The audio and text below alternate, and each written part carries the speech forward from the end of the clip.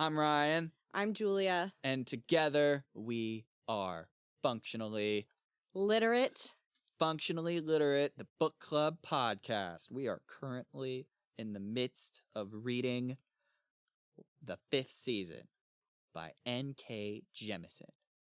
It's a really cool science fantasy book, which means the science is fairly realistic. Like, she did her research about earthquakes. She did. You know, she did her research about, like, how that stuff happens. And the fantasy is peppered throughout. Like, there's not a ton of different magical things. We get a little nugget here or there. The fantasy is magical. Yeah. But there's just not a lot of it. The fantasy is the origins, which there's a lot of origins. Right. There was one fantastical creature in the last episode. That was exciting. What was that thing called again? I don't know. It was not a dog, but it's a pet. I think it was a Kirkusa. Kirkusa. Yeah. Anyways. Thank your people. Oh, yeah. Fuck. I gotta thank my people. Hey. Thank you. Thank you, Julia. Thank you for being Ryan. Here. Yeah. This has been a fun book. Hey, I should ask. Do you want to keep doing this after this book? Yeah, I would do another one. Awesome. What book do you want to do? Do you want to, like, continue this series or something else? Oh, my God. Let me get on Goodreads and let you know. Sure. Absolutely. Thank you, Chris, our sound guy. He does a great job. Thank you, Vidwest Studios. We record this there, and we use their equipment. And so, you know, if you like how this sounds, it's because we got a great studio, and we got a great audio recordist. Thank you, Chris. Also, you know, I edit it, so, you know, that Thank you, helps. Ryan. Yeah, thanks, Julia. Appreciate it. I love being thanked. And thank you, Jake Weller, for our music. If you like our music, you should listen to his album, Wasting Time, which served as inspiration for our intro and outro. So, if you listen to that album, you will probably be able to pick out the songs that those came from. It's fun. Have you listened to it, Julia? No. You should. I will. Okay. Cool. I'll sing a little bit later. Just kidding. Have you been, Julia? I've been great. How have you been? I feel like how I am is too big of a question, and you should ask a more specific one. What is something that made you laugh today? Something that made me laugh today. We played D&D earlier, and man, some crazy stuff happened in D&D earlier. Like, our sound guy, Chris, man, he just did some way out of character stuff, and it was great. Wow, like, okay. Man, he lied for the first time because other party members lie. Wow. And he just, like, started doing a bunch of violent shit because everybody else does a bunch of violent shit. And it's D&D, not real life, so you can do that. I said that. Yeah. Indeed. And, man, it was funny. Just a dust in the wind. That made me laugh today. Good. Yeah. Bad influences. we are all terrible influences. Like, I mean, Dr. Glow lies and the Don Break shit, and man, I'm like, man, Dr. Glow does not lie on the reg. You're in your villain era. Good. He's in his villain era because the rest of us, except for the princess, is on their villain eras. Okay. It's a lot. It's existential. Well, meanwhile, let's get to this other existential thing. Let's do it. The 5th season. Because the world ended in the prologue. Yeah. Gosh. Chapter 12. Syenite finds a new toy. But not before she puts the deputy governor in her place. So yeah, Syenite finds a new toy. I love that chapter title. Yeah, especially with what she finds. Yeah. You could call it a toy, I guess. So there's, much like the last chapter, there's really 2 parts to this chapter. Yeah. There's this fucking horrible conversation that Syenite has to have with the deputy governor. But she winds up putting the deputy governor in her place. She does. She does And then the second part is she finds her new toy. We could call it that again. Maybe a stretch, but Yeah. So the way that it starts is Syenite is. No, do you want to go ahead? You want to tell it? I was gonna say Alabaster is recovering. Yeah, he's not well. Yeah, he was poisoned. Indeed. And so now Syenite has like, oh, great, I gotta go do this shit by myself, basically. Yeah. Because he's got to stay back and he's got to rest. He's ill. So she goes, she talks to that really mean woman. Asael. Asael, okay. Asael. And, that conversation, man. Like, anyways, go ahead. No, I mean, she's just mean. And she calls her Araga during this conversation, right? Yeah. Which is a slur. And it was after Syenite spelled out, like explicitly spelled out to her, like all of the reasons why, like, she was conducting herself the way she was conducting herself. She was like, she had to explain to this woman, you are being mad disrespectful. Yeah. You were being mad disrespectful. You won't look me in the eye. You still haven't offered me a cup of safe that Alabaster suggested yesterday. You are... What else does she say? She says... Oh, right, because this woman accuses her of refusing to help out of a fit of pique. Because Syenite follows up on that shit from yesterday where she's like, I noticed the deputy governor is not here. I noticed the governor is not here. And then the deputy governor, which Asael is like, unfortunately, the governor is very busy. Like, he's still very busy. And she's like, then I'm too busy for this. Yeah. And she's like, the lady's like, really? You're going to not do your job? And she's like, oh, no, I will. Just the contract doesn't stipulate how long it has to take me to do that. And she's like, kind of going out on a limb there. Totally she's BS, like, and she has no idea. I didn't read that contract. But Alabaster's right. She is a pedantic minor bureaucrat. That is not important enough to have actually read the contract. No one in that room read the contract. So she can say that shit. So she's like, so yeah, I'm gonna go back to my hotel and I'm just gonna hang out here in the city until I can meet the governor. And she's like, oh, okay. And so she's like, wait. But before she does that, she's like, wait a minute, really? You're gonna you're just gonna not do your job out of a fit of pique. Which I had to look up what that meant. I've never heard that word. And? Have you heard that word? No, I just said, all right then. So basically, so what it means is like, I'm going to pull up the definition again, but I'm pretty sure it means like being slighted. It means a feeling of irritation or resentment resulting from a slight, especially to one's pride. And she's like, it's not a fit of pique. I am being straight up disrespected by you. She's like, you won't look us in the eye. You won't shake our hands. You still haven't offered me a cup of safe like Alabaster suggested yesterday. And we haven't met with the governor for a very, very important job that will affect your entire city. Like, would you treat any other, like, important member of an organization like that? Like, would you treat the Union Strongback leader of your own comm like that? And she's just like this woman is just not reacting at first, just like she's processing, like the gears are turning, and she's like, what, you want an apology?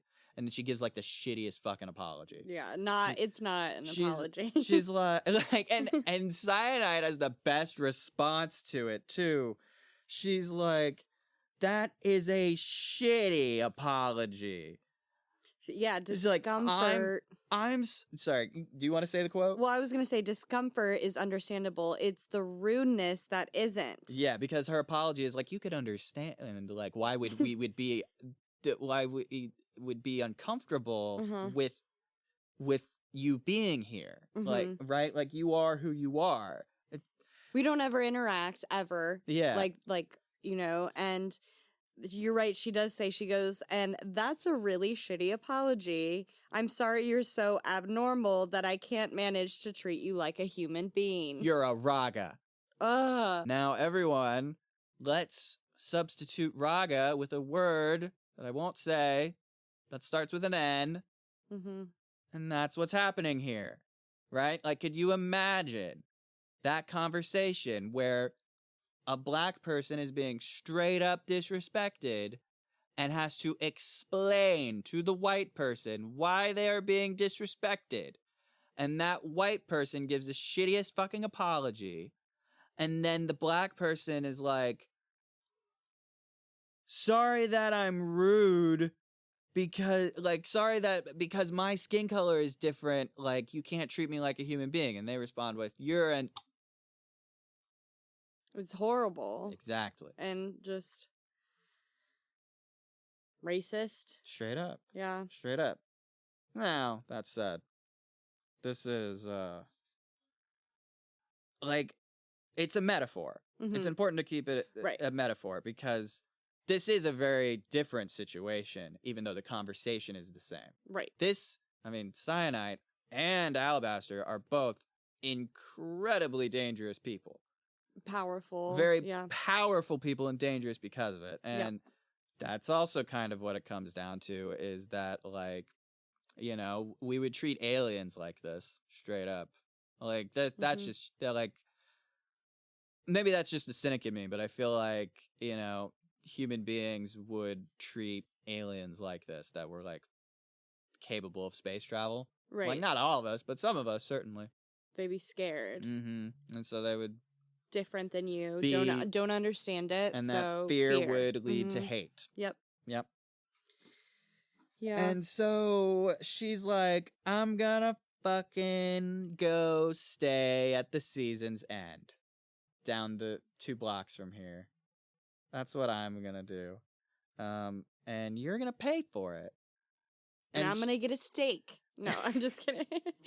And so she's like, I'm gonna go talk to the governor. Yeah. And Syenide's like, hey, yeah, you go do that.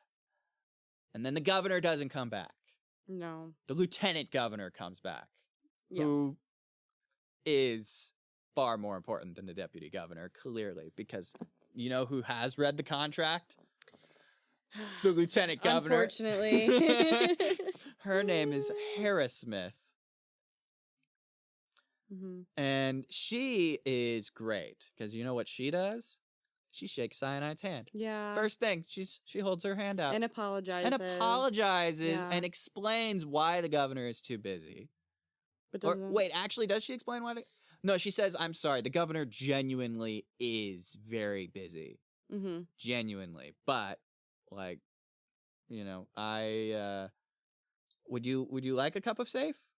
You know, she's like, no. That shit's gross. I don't want a cup of safe. And she's like, I don't really like the taste of safe. And then, like, Harrismith is like, no one likes the taste of safe. Mm-hmm. And she smiles. And then she offers up Asael to be a tour guide. But you like a tour of the city while you're here. And she's very tempted to take Harrismith up on that offer. And she says, no, I would actually much rather go down to the pier and see and assess the problem. See what's going on. And she sees at like just the slightest flinch of relief from Asael for not having to. And then so they go. And then Harrismith is like going with her and is like, you're gonna come with? And she's like, I mean, it would be only proper. You're here for a very important job. And Syenite's like, oh, I like this one. She's a keeper. Yeah. It's like, wow, look at that. Basic respect and decency. Imagine. That's all she wanted. Right, exactly. That's all she fucking wanted. And she loves this woman because of it. Yeah. Because now she gets it. Because she was fucking pissed this entire conversation. Mm-hmm. She was getting madder and madder and madder and not allowed to show it, which I think is very accurate to reality. Yes. You know? You're totally right. Like, I'm thinking of my boss, right? Mm-hmm. My boss, so she's a black woman. She's older. She's retired from the police department, right? She is the head of safety and security. And literally yesterday like, so we've had a lot of turnover at work. Yeah. Right? Like, we were off for the summer, and so there was a lot of people that quit and a lot of new people that have been hired. And so we're all starting back at work. And so there's these people, they don't know what they don't know. Mm-hmm. And so she has to have some conversations where she's got to establish boundaries. Sure. Right? And she's feeling a little hesitant about it. She's like, I got to find the right moment because, she acknowledged it. She's like, I'm an assertive Black woman. Mm-hmm. And some people will view my assertiveness as aggression. It's like, right. Yeah. I was like, yeah, that's true. I'm like, I wanted to argue, but, I just can't. It's sad. She's right. And if it's like a white man there is one white man that she has to establish boundaries with. Yeah. And, Well, and if a white man were to, like, be in that position that she's in and, like, be assertive in that way, yeah, people wouldn't even think about it for a second. Probably, yeah. But anyways, this book hits home. I know, it does. You can't read it and not, like, just see the parallels in the world around you. Mm-hmm. I mean, because, like, she baked those parallels in. That's totally on purpose. 100%. So that's when we get into the second half of this chapter, right? They go down to the dock. We skip over that. It just starts with Syan like, it's not the coral. The coral's not the problem There here. is some shit down there, and I don't know what it is, but it is not the coral. And I think the best move is to do nothing. Yeah. She's like, I'll remove that. You're going to have a problem in about... And yeah, they talk over their options. So like their options were like, I can destroy the coral. Mm-hmm. And you might not have a problem for another 100 years. Because she explains the problem, right? Like, so first she's like, hold on, let me assess. And she has to, like, make a show of it. Mm-hmm. Which I think is funny. Because, like, like, she doesn't need to make a show of it to use her powers. Yeah. She just, like, it's like, do you need to make a show of it to listen? No, you don't. But she she does a bunch of hand wavy motions while she's like sessing, and it's like there's a big oblong, I don't know what the fuck it is, under the water and under the silt and the coral and the coral. Mm-hmm. Like there's just whatever this thing is, it has effectively raised the seabed.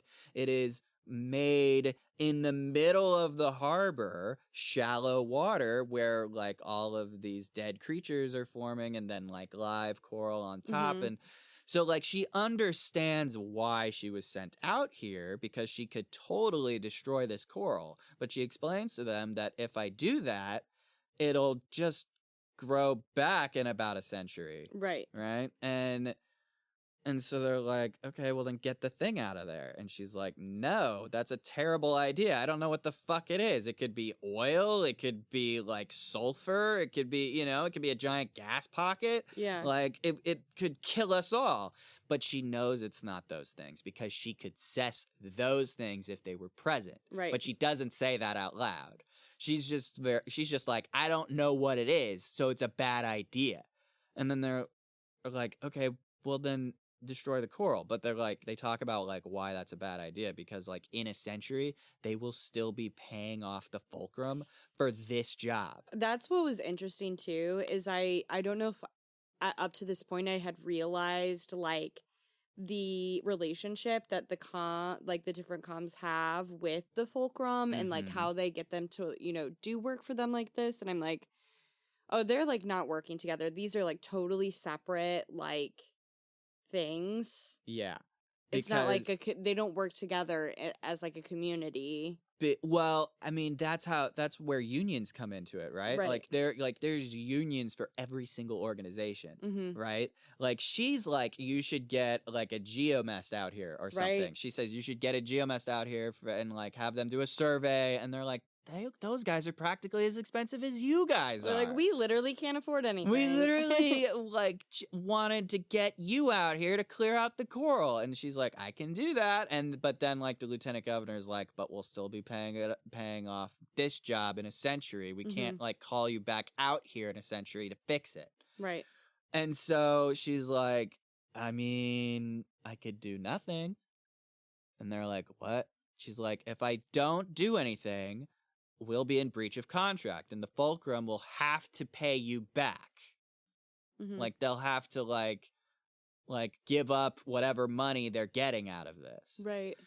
And the lieutenant governor is very appreciative of what she's saying, right? She's like, because she recognizes, like, she's not trying to bullshit her. She's not going to just, like, remove the coral and be like, all right, peace. Like, yeah. who the fuck would say that? Because Syenite would be in so much fucking trouble if she didn't do the job. Right. Like, straight up. She would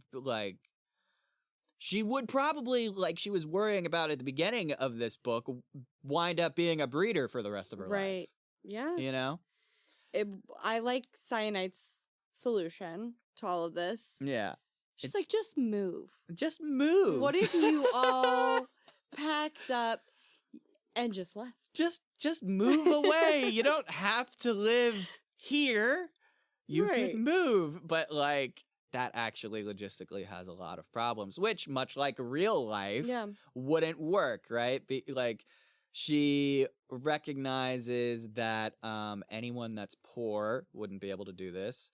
The infrastructure that they've built, that's wealth. All of that would be lost. Mm-hmm. And also that any family that had a origin child, well, they say Raga child. Should we just say Raga? We can go back and forth. Because there was this interesting shift in chapter 8 where, like, after she went to the node maintainer station, she was like, we really are just Raga. Like, all of this, everything else here is just bullshit. Yeah. But, like, then I also think, I mean, I would never say the N-word. Right. Ever. But also, this is I don't know. I think that in another chapter, it brings up, like, maybe I shouldn't just cavalierly say this word. Well, maybe, but also I think that, I don't know, like, hey. Do you know what I'm talking about? Hey, audience, I'm going to throw this question out to the audience. What do you think? Do you think it's okay for us to say Raga? Just casually? Or should we stick with origin? Origin. Right? Yeah. Well, anyways. I said the R word earlier. That's how I referred to it. Raga? Yeah. The R word? Yeah, maybe. Yeah, what do you think, audience? I'm going to put that. That's going to be a Q&A in the Spotify episode. Yeah. But yeah, and then there was the other issue, though, was any family that had an origin child, they would be basically ostracized. They wouldn't nobody would accept them if they tried to move. So while it's a nice idea to just move, no, that won't work. They're like, we're not doing it. And so, like, finally, what's her face? Asael. She fucking just says some fucking smarmy shit. Like she questions if she can even do it. And she's just had enough of it. It's just she's just done. She's like, yeah, I can do it. And she turns around and she's like, you might want to move in the next 10 seconds. And then she fucking does it. Yeah. She just starts like shifting all of the earth and pushing the earth under it up. Mm-hmm. And then but then once she starts moving it, it's darkness. Mm-hmm. She gets sucked in to the power. Mm-hmm. Mm-hmm. And then she realizes that this is related to what Alabaster did to her before. Yeah. Like, this feels like what happened when Alabaster, took control of me. But she's in control. Kind of. She can't stop it because she's, taking in so much power from this thing that she's moving. Mm-hmm. If she stops what she's doing, which is moving the thing up and out of the earth, then, she would wind up icing the entire city. Yeah. but it starts going up Yeah. on its own. And after a certain point, all the power leaves her, and then like the ground starts to shake, like the quake alarms start going off, and everybody's fucking running. Like she comes back into herself, and she's like worried about looking weak in front of these people. Mhm. But that doesn't matter because all these people have fucking run away. Like Right. nobody would think she's weak because the ground's fucking shaking. And then Yeah. like salt water splashes over her face, and this thing shoots up into the air. And what is it? An obelisk. It's a fucking obelisk in the ground. It's crazy, but there's something special about this obelisk, isn't there? It's a damaged obelisk. And? There's a fucking stone eater in it. What you doing in there? And it's dead. Yep. And that's how the chapter ends, like Yep. pointing out that this stone eater is in here. And Syenite has to accept it. She sees it. And that's why the obelisk is damaged, because it's in the center of the damage. Yeah. Like the stone eater was thrown at it, and there it is. And it's dead. And I still think obelisks are stone eaters. I don't care if a little stone eater hit this big stone eater. I think they're both stone eaters. You think that's two stone eaters? I think, yeah.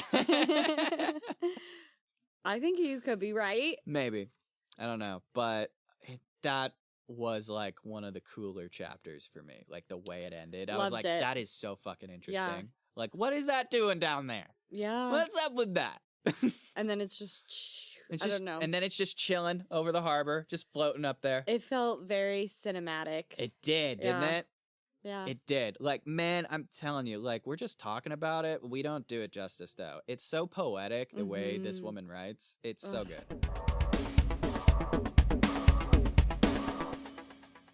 This is an ad. It sure is. We don't have sponsors, so I'm going to tell you what is not sponsoring this episode. This episode is not sponsored by Clyde's Caramel Cream Caramel Vanilla Ale. Baroque, right? That is not what this ad is sponsored by.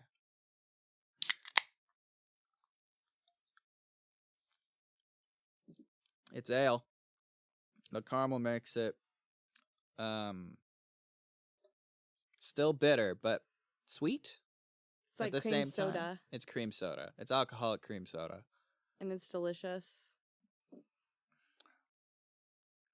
I can taste the caramel. Absolutely notes of caramel, notes of Clyde the cat. Oh, I love it. I love the Okay, so this is a local brand. It was like canned here in Colombia, which is Mhm. where we live. It's a little cat, little black cat with a top hat and a monocle. It's perfect. Anyways, And it's Clyde. this spot could one day be replaced by a sponsor. I'm totally just putting that out there. Would love to advertise for you, whoever you are. You put it into the universe, it'll happen. You can email me at funk.lit.pod@gmail.com. That is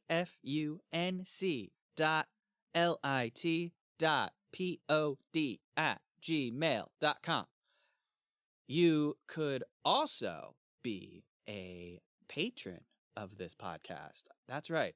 This podcast, Functionally Literate, we're going places. We have a Patreon now.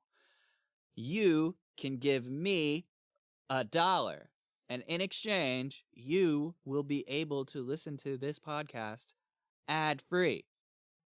That means right now, you don't have to listen to this bit. You can listen to the podcast uninterrupted. It just goes without me going on about things that you don't care about, just for $1. And that will increase in value every 2 weeks because there will be another ad-free episode.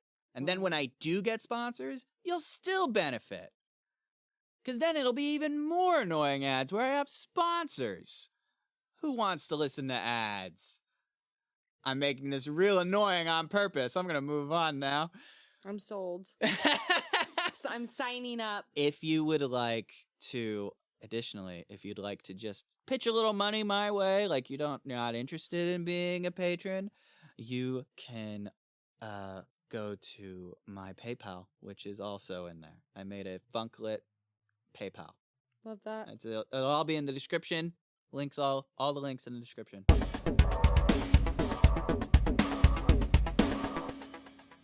Yeah, anyways, it has an ending passage from Tablet 2, The Incomplete Truth. Verse 2. Father Earth thinks in ages, but he never, ever sleeps, nor does he forget. That shit's fucking, scary. Deep. That kind of reminds me of Santa Claus, though. Yeah. That's what I He's thought. always watching. He knows when you're asleep. He knows when you are sleeping. He knows when you are awake. You Yeah. don't think that shit's creepy? It is weird. Mm-hmm. Father Earth is the same as Santa Claus. Father Earth is very old. He thinks in ages. Yeah. So, like, if something happened 2 years ago, like, it would be like, that was, like, 2 seconds ago. What are you're at, like, I don't know what you're talking about. Right. Right. That's crazy to think about. Yeah. Anyways, on to chapter 13. You're on the trail. The trail is getting harder to follow. So, this woman that has no name now has a name. Mm-hmm. And her name is Tonky. I love Tonky. I'm telling you, this group, this trio right here, Mm-hmm. I'd lay it all on the line for them. So yeah, like the first few pages of this chapter is really it's about Tonky. Like we're pretty sure that she was a geomest. Like she is adamantly denying it, but like the way, go ahead, I interrupted. Doesn't she admit it, kind of? She says that she did something that made him real mad, I think. Yeah, so it maybe she was like in school. Mm-hmm. She pissed off the bureaucracy or whatever. Do you know what I liken her to? What? I liken her to an amateur chemist, like a chemistry undergrad, like someone that knows just enough to be fucking dangerous. Love that. Yeah, she's great. It's like, yeah, I could totally make math. Absolutely. Yeah. It's so good. Anyway, she takes us home. Which her home is interesting. Mm-hmm. It is called a vesicle. It is a cave, solidified lava bubble. Yeah. Oh. So it is now it's like, imagine like a giant fucking bubble of lava formed and then it cooled, right? And then it partially collapsed, but because it's stone now, she's just in this big ass cavern in the middle of nowhere. And she says, "Don't go around the back. There's wild animals back there." And we're like, we don't want to go back there. And the place fucking stinks as bad as she does. Yeah, she's filthy. She needs a bath. And so yeah, and then she just unabashedly starts bathing, and we discover what exciting fact about Tonky? She's a trans queen. She is. Yeah. Like, we are surprised to see that she has a penis, but she doesn't give a fuck that she has a penis, and we're like, well, it's not like she's gonna be a breeder. Right. She fucking stinks. Yeah, she's stinky. But she's taking a shower or a bath. She's bathing. So she's they're getting like, clean. Thank God. And then like she starts like scrubbing herself in this green stuff that Tonky says is to deal with fungal issues, and we're like, I don't know about that, but all right. Yikes. But like the nice thing though is, despite how gross this stuff she's rubbing all over herself is, her putting it on takes care of the smell and also makes the whole place smell nicer. Yeah. And so they sleep there. And she was we are a little worried. We talk about like lice being an issue at one point, I think. And very like a bit concerned about that. Because they sleep on the floor, right? Yeah, they sleep on the floor and they're worried about lice. And Hoa kind of cozies up to her and she's like, "Don't fucking touch me." And he doesn't. She doesn't say "don't fucking touch me," but she's like, "I really hope he doesn't like touch me. I don't want that." I love Hoa. And he doesn't snuggle. He just like kind of sleeps close to her. Yeah, he just wants to be close. He just wants to be close. So yeah, we then start traveling south, and we travel south for weeks, meeting more displaced people on the way, and man, like, it really does paint a picture, doesn't it? Yeah. Like, about these people, like, they get into, like, how, some of these people are, like, they're starting to transition into clothes that are better for survival, but they all have some kind of trinket, right? And then we realize, shit, we don't have a trinket, and we should probably get one, because all of these people might realize we didn't used to be rich. Right. Like, fucking think about that. That's crazy. Like, it doesn't fucking matter now. It doesn't fucking matter now. The world is ending. The season has started, and everything's covered in ash. Everybody's like, covered in ash. Everybody's wearing masks now because the ash is falling now. Yeah. But everybody has these little, like, at least one, a little trinket of before the 5th season started to show, hey, I used to be rich. I'm not poor like I'm these not other people. poor.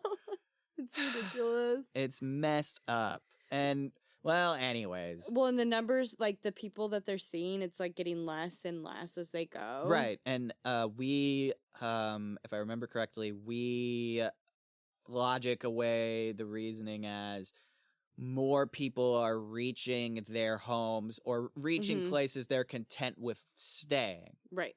But they aren't doing that because we're finding our fucking daughter, and we're on a mission. Yeah. In case you guys have forgotten, we're trying to fucking kill our husband because he's a dick that killed our son. And Fuck he needs him. to die. Yeah. Gotta kill him. Well, so Literally. Hoa, bless this boy, can sense where our daughter is, but it's getting a little bit more difficult. It's getting more difficult. Yeah. And it takes a few weeks for him to get into why it's getting more difficult. Like, Mm-hmm. it isn't until after, like, they come to a fork in the road and Hoa spends a good 5 minutes trying to figure out, when before he just knew. Yeah, he's like this way, but now he's like, ooh, I don't know. And then and then we're like, we ask a question about cessing, and he's like, that's not what I'm doing. It's not cessing. Yeah, it doesn't work like that. Yeah. And I thought that was interesting. It's like, well, then how does it work? What is it? And then he uses a metaphor, which I think is interesting, right? Because like when they're talking about their powers, they have to use metaphor. They got into this earlier with Alabaster, right? Like he was trying to explain something to Syenite that he just couldn't because she wasn't, like, he didn't have the words for it. Yeah, and it's like you can't explain it unless you experience it. Right. Like, yeah. Which I think makes sense. I mean, it's like trying to explain to a blind person what a certain color looks like, right? Yeah. And I mean like completely blind, not Right. like, you know, there's varying levels of blindness. I mean, like, just imagine you never had eyes and it's like trying to explain colors to someone. You just couldn't, you know? Or trying to explain like the nuances of music to a deaf person. Right. It's a power that you have, something you never experienced before, so like, Yeah. it's lost. You know what my power is? What's that? I always know where north is. Do you really? I do. I'm Point. kidding. It's not a power. North is that way. Wow. How do you, I Because still go left, because right, like put my fingers out. You know how I know? Huh. Because I knew which direction the building was facing when I entered it. Okay. It was the north-facing side, so I know north is that way. And I know which way north is because I live here. 63 North, I point that way. And so I just keep track of where north is so I know where my cardinal directions are. Trust me, I'm useless after I fly. Okay. After I fly, I'm like, I don't fucking know which way is north. I gotta look at the sun first. You're using the highways as reference. I'm using the highways as reference, but I mean, you could also use the sun as reference. Like, just, you know, like if I was like plopped in the middle of nowhere, I would know the sun rises in the east, sinks in the west. Sure. So then I would be like, okay, that way's north. And then I would just know that. I would just like, I don't know, like part of, like subconsciously, like, because I trained my brain to do it. It's a Boy Scout thing, I think. I just, like, there's a part of my mind that just thinks about where north is without putting much effort into it. Well, shit. Yeah. That's a cool skill to have, especially if you ever get lost. If you were on this journey, It would. you could be I would be You'd be useless because yeah. we wouldn't see the sky. Like, I think Ash everywhere. You don't know where they're like. Is Who's it- this guy? Let's drop him. is it in No? this chapter that happens, or the next chapter where we become a Soon, where they sell their compass? No, I think it's this chapter It because is this they chapter. sell. Yeah, they Yes, they trade Because the they're like compass they're like we something. don't need the compass. We have something better. Hoa. Hoa. Yeah. Well, we think that to ourselves. Right. We've got Hoa. It's fine. And Tonki says there's other ways of tracking Yes. cardinal directions. Tonki's like literally not even worried about giving this compass away. Yeah. Like as soon like we were like, what are we doing? And And it's we like, it's also okay, get we've got screwed Hoa. over in the deal too. We Yeah. get like 2 pairs of shoes. We should have gotten several. Yeah. And Tonki already has a spare pair of boots. Uh-huh. She's like, it's fine. She trades away her compass so those two can get boots, which is very nice of Tonki. I love Tonki. She's great. Yeah. She's rough around the edges. Yeah, but that makes me love her even more. You know? Honestly. So, anyways, getting back to the conversation we were having with Hoa. Hmm. He's like, I don't cess. That's not what I'm doing. And then he uses a metaphor about lights. He's like, it's like Ness. I forgot her name. It's Ness. Nessen. Nessen? Is it Nessen? I don't know. Nessam? You're the audiobook. Starts with an N. Just spell it. N- Nasun. Nessun. Nasun. Nasun. Yeah. He says Nasun is like a light Mm-hmm. that I can see. But she's getting a lot closer. There's so many of you where she's going. Yeah, so we can start to be like, why is there a congregation? Of Origin, origins. yeah. Like there's not a fulcrum here. It's a little weird. We're not sure, but we're Yeah. gonna follow that because we think that maybe, That's where our daughter is. yeah, Like, and our filthy, stupid, dumbass husband. Sorry. because correct me if I'm wrong, but I think he says that if she goes further south from there, they'd be able to pick up her trail again. Right. I think that this is just like a big block. There's so much light. It's like if we saw a firefly fly into the sun. That's not Right. the analogy he used, but that's what I thought of when he was explaining his powers. No, that's a great analogy. It's like you're like, it could be Like, I don't anywhere in fucking there. know. Yeah. No, that's a great analogy for it. And it's nearby soon. Mm-hmm. And so we're like, all right, let's get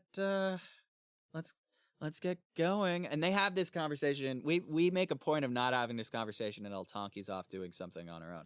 Yeah. And so then she comes back and she's irritable because, and I thought this was interesting. Like, they don't explain it this way, but Mhm. the reason why Tonki is irritable is because she is a trans woman. Yeah. And she would, in the earlier weeks of their travels, she would, when she thought nobody else was paying attention, drink a potion.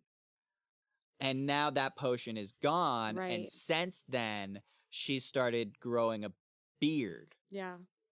Like, she started having a little bit of facial hair. And she's just been more irritable lately. And it's like, well, someone that stopped taking their estrogen would be a bit irritable, wouldn't they? Yes. 100%. And I So- just thought that was...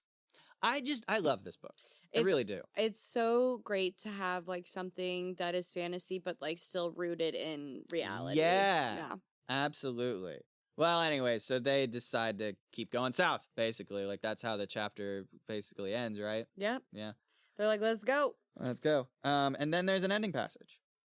Tablet 1, On Survival, verse 9. Judge all by their usefulness, the leaders and the hardy, the fecund and the crafty, the wise and the deadly, and a few strong backs to guard them all.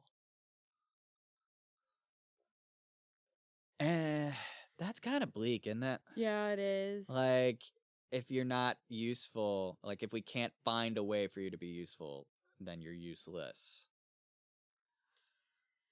I want to think that everybody has a superhero or a superpower. Yeah. I'd like Not to in think this that world, too. maybe. Chapter 14. Syenite breaks her toys. but not before going on a pleasant stroll and seeing an attractive man at the pier. I love the juxtaposition, right? Like, Syenite finds a new toy. Syenite breaks that toy. And she This is an So- interesting chapter, right? Yeah. You're right. It does feel very cinematic, right? Uh-huh.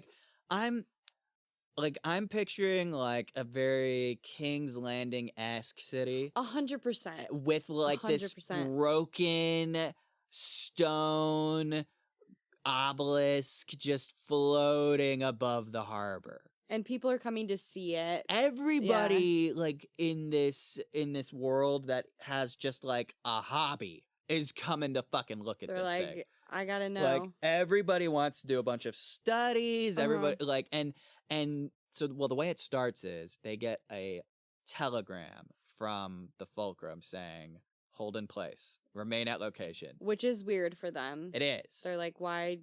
Well, we did our job. We should go back. Yeah. And we find out later when we go on a walk, Alabaster tells Syenite, "I think that they want you to stay here because you can control this thing." And that you're But not he's- supposed to be able to do that. But that's not what he says here in Yeah. the beginning. What he Oh. says in the beginning is, I mean, it makes sense they'd want you to stay here, you know? Like, there's probably going to be a ton of people that want to ask you questions. He's bullshitting. Yeah. But Yeah, and so, like, they're just, and he does warn her too. yeah. Like, Like, no mention-y that don't you talk can about do this. this, like Yeah. that you can connect with the obelisk. There's gonna be questions.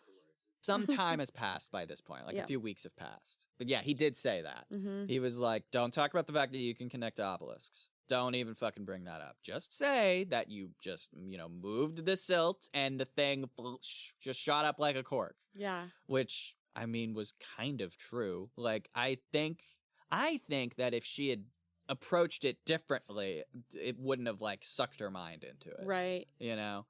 But, like, the way that she was approaching it, it just kind of naturally happened because the obelisk was there and she didn't realize the obelisk was there. Right. Yeah. And she can connect with those. Yes, because of Alabaster. Right. It's Alabaster's fault. Alabaster got her started on this because he had to just quell a giant shake that node maintainer caused. Right. So, well, anyways, they're so casual about fucking. I was going to say the same thing because too, like, I think like she's pissed off now. Yeah. And he's like, well, you want to go masturbate and feel better? And she's just like, fuck you. But also privately, yes, but Yeah. I'm not gonna fucking admit that. Right. She doesn't. She's like, do you want me to go? He's like, do you want me to go on a walk? and she's like, yes and no. I'm gonna go on a walk. I And, gotta she- get and outta he's here. like, fine, I'm going with you. And she's like, I didn't ask you to come with me. And he's like, no, you didn't. But since somebody's already tried to kill one of us, I don't think you should go walking around alone. And she's like, Touche. fuck, you're right. And she's still kind of thinking about, like, if Asael did this. Yeah. She's like, man, that was real fucking stupid. If that had killed him, this whole city probably would have been destroyed. Right.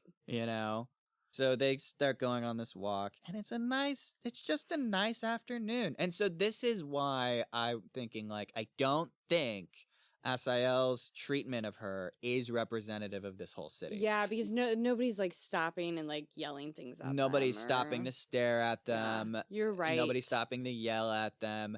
In fact, there's one old couple or something that waves at them Mhm. as they walk by, and she's like, nobody would ever fucking stop and wave at me in Humaness. That doesn't happen. Yeah. And so This this one bitch. this is what makes me think, like, maybe, like, I think it's interesting. Like, I'm thinking about earlier, right? Mhm. I'm thinking about one of the Asun chapters. I'm thinking about when she destroyed that little rinky-dink town because, like, just in pure anger and hatred, she's just like, it's this fucking town. Yeah. It's not just my husband, it's this town, And I'm thinking about that here, and it's like, I don't think it is this town. I think it's just that one, Right. you know? I was starting to think like Isun then. Mm-hmm. Like, it's all of them. It's all of them. It's all of them. They're all fucking horrible. And it's like, you know, there's a lot of racism in the world. There's a lot of hatred. That's true. But maybe Aaliyah's not so bad. Yeah. Maybe. But, well, anyways, yeah, no, so they're going on this walk, and they're looking at the obelisk, and they're talking about the obelisk. It's making them feel kind of funny, a little uneasy. So it's doing this weird pulse thing, Yeah. right? And Yeah. Syenite realizes that only they can feel this pulse. Mhm. Because if other people could feel this pulse, they would not be calm. Because, like, the pulse feels like a throbbing, Yeah. you know? And it's irregular. Like, the impression I got was, like, maybe this is, like, the obelisk's heartbeat, right? Like, maybe this thing's dying or something. It's not like a beat, though. It's, Right? no. It's, like, random. It's random. It's like a random throb that just she can sense. They can both sense. And I think it's Alabaster that says it's dying. Yet it is Alabaster who says that. He says that it's dying, and he says that they want us to stay here because you can control that thing. And that makes you even more dangerous than they ever suspected. Yeah, because not once in 3,000 years has any origin moved an obelisk. Granted, there's never been an obelisk in the ground. They're usually at cloud level. Yeah, floating around. Or higher than cloud level, you know? Like the biggest reason why this is such a big fucking deal, other than the fact it was in the ground, is that it's still floating really fucking low. Yeah. It's like, when I say it's floating above the harbor, I mean it's like above the harbor. Like a few feet is what I've been picturing. It's not very high up. Like, it's really close, and it makes people uneasy because, like, not everybody's freaking out, but you know, Syenite can see that some people are uneasy that this thing is here, and they don't want to look at it. Right. Right? And then Alabaster's like, when he's talking about how it's dying, he's like, it's listing a little bit to the south, too. She's like, what? And he's like, don't look at it. He said don't look that way, but also fucking don't do it. Don't do it. And they're like going on this walk. They're talking about things because they're hoping they're like out of earshot here, like who could be listening in, kind of. And he talks about why he was worried about them listening in the hotel room, doesn't he? Yeah. Well, yes. They talked about that because the central pillar of the building, because all of their buildings have like a central pillar, right, is made out of granite. It's made out of a material that someone could listen to them through.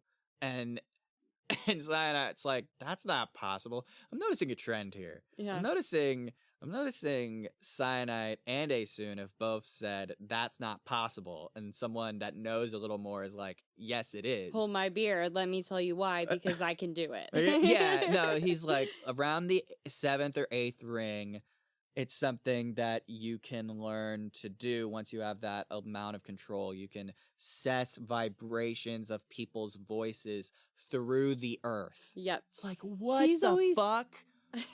Can this guy fucking hear anything somebody's saying in the city? Like, what the fuck? How powerful is this guy? Is this fucking Superman or what? He's always spilling the tea. Like, too. Like, he's like, I got some hot goss. Let me just spill the tea. Like, Jesus Christ. So yeah, he's like, I think it's safe to talk about it here, and that's the only reason I'm talking about it here. I'm not gonna talk about this shit again. And so she's like thinking about just like they're having this conversation, and I forget exactly what happens, but she has a realization about Alabaster's kids. But like she does, like it's not explicitly spelled out for us, right? Like his children have the potential to become 10 ringers. Yeah. Like many of my children have that potential. And too powerful, though. They never will. He's the only 10 ringer that exists right now. Yeah, most of my children have the potential to be 10 ringers, but there are no other 10 ringers in the fulcrum. Raga children are sent to the nodes only if they can't control themselves, aren't they? Oh. No. And then she does not mention her realization because, of course, Alabaster would know what happened to his children. He's probably not ignorant to the fact that more than one of his children is a node maintainer right now. Yeah. And I'm just thinking, what the fuck? Wait a minute. Hold on. Why the fuck are they making this guy give birth to so many kids to just make them into node maintainers? I know. Is it because they're more powerful? That's A more what I was gonna powerful say. node maintainer? It's like they just maybe they don't want someone with his power out in the world doing God knows what they think, you know. They want to be able to control it. They want that power. They just want to be the ones who are pulling the strings. So that is giving them absolutely zero autonomy. I wonder if, like, he wasn't ever supposed to become a 10-ringer. That's an interesting thought. Yeah. You know? Like, since they have him, they're going to take advantage of it because they're fucking evil. But because they fear these people, like they can't allow any more to happen. Right. They just want more powerful node maintainers. Rather than just like making him celibate or just never sending a breeder his way at the very least. You know? Yeah. Ugh, it's so fucked. It's so fucked. And it brings us into the Guardian conversation. Yeah. Kind of like, who's really calling the shots here? Yeah. And I mentioned this, I think, a little earlier. Because I had started to start thinking about this too. I'm like, who's in charge here? Who's in charge of the Guardians? Like, because she's thinking about senior Origin politics. Right. Because she's going to become a senior one day, so she wants to be up on that. But the Guardians aren't a part of those politics, and they do not, like, they're not receptive to inquiries, right? They're like, no, like, the Guardians don't answer to anyone. And she's like, who do the Guardians answer to? Like, what is going on here? And then speak of the Guardians. She notices this guy, this really hot guy, sitting on the railing at the pier with his shirt off, taking in the evening sun, staring at her. And it kind of makes her feel a certain way because, like, no one's looked at her like that in a while. And, like, it's not like sex with Alabaster's that great. Yeah. And then she's like, oh, wait. Fuck. That's a Guardian. Yeah. Yeah. Yeah. And she's like, is that one yours? And he was like, I was hoping it was yours. Yep. And they start walking up, and Alabaster says something really weird. He's like, don't let this Guardian touch you. Yeah. And she's like, okay. Why? So yeah, but yeah, he says, whispers, don't let him touch you with his bare skin. And so Alabaster just walks right up to him like, what's up, Guardian? Like, something on your mind? He's like, great job with the obelisk over there. You did such a great job. If only you had just done what you were supposed to do. Yeah. They did their job too well, right? Like, because, you know, like, I think as far as the Fulcrum's concerned, it's like, you should have just crushed the coral, man. That's what they hired you to do. You did more than you were supposed to do. Why'd you? And now look at this. Now look at you. And so he assumed that Alabaster did this. Right. It's like, fuck you, man. Like, you're always doing this shit. But our girl is like, wait. Actually, it was me. I did it. I moved it. And then we learn a little bit more about how Guardian's powers work. Yeah. Because, like, he just, like, glares at her, and he can feel his gaze poke her strata. And then she can't sense anything past a few feet. Well, but doesn't she feels Alabaster's, like, power go into the earth? Like, he's prepping for a rumble. She feels that. Yeah. But that's before, I think, he does that thing to her. Before the... Right, before he looks. Ed key. Ed key. Guardian warrant. And I wonder about that. Like, what's warrant? It's not a place. I wonder, is he like a bond, like, you know, people who go and take him to jail, like catch him, that break bonds. They do talk about like how there's like a specialization of guardian. There's Yeah. like guardians that are like so weird that the fulcrum enhances their weirdness or something. Yeah. And those ones don't get any charges. They don't get any grits that they watch over. They are, I mean, it doesn't say it outright, but like I interpreted it as, they are made into like assassins or some shit. Right. So he's doing something. Because that's what guardians can do. They can just look at you and dampen your powers. Yeah. And Yeah. she's like wandering around and she's like, shit, is this what it's like to be normal? This fucking sucks. And it's like, she doesn't even know, right? Like, because no, that's not what it's like to be normal. Because I'll tell you what, like, I can't cess 5 feet below me, Syenite, okay? I never will. Yeah. Well, then we see a knife. Yeah, so he throws a glass knife at her. Edkey does. At Edkey, yeah, throws a glass knife at her, an alabaster, very chivalrous. Yeah, I love him. Just like tackles her, takes the knife blow, and Edkey's like, "You fool! You fell for it. Why do you think I threw the knife at her, stupid?" Oh my god. And this is no ordinary knife wound. It paralyzes him. Yeah. Well, I mean, depending on where you get hit with a knife, it could paralyze you.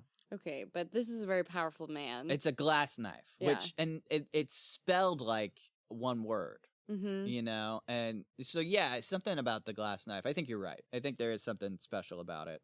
And he's like preparing to throw one at her or something. Like he's going towards her. And this is where it gets weird, right? Yeah. Like a lot of weird stuff happens here. Like everything about this feels wrong to her. Mm-hmm. And she's like, did you, like, are you all right? Mm-hmm. And he stops and smiles and is like, ever polite until the end. And, and, words unpack. Well, he connects. Hold on, Chris did research. A glass knife, one word, is a knife with a blade made of glass with a fracture line forming an extremely sharp cutting edge. So it's actually fractured specifically to make the edge sharper. Okay. A glass knife it's straight up a weapon. Super sharp knife. It is a super duper fucking sharp knife. Okay. Okay. Crazy sharp. Okay. Thank you, sound guy Perfect. Chris. I don't know how much of that picked up, but he did some research and glass knives are a real thing and they're fucking dangerous. They are. Yeah. So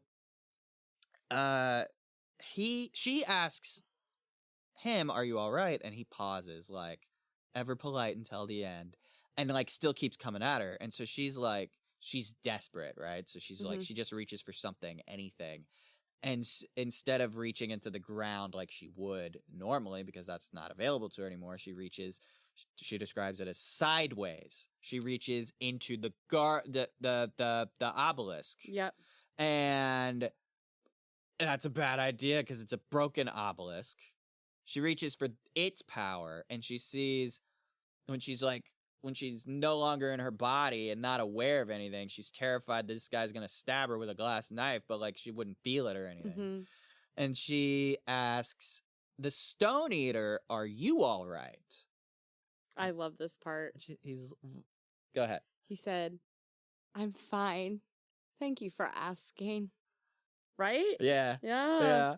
And then the entire obelisk, boom, shatters again. So, like, you can just see it in your mind. Yeah. And that's the end of the chapter. Yeah. And there was no ending passage in this chapter. No. That's just how it ends.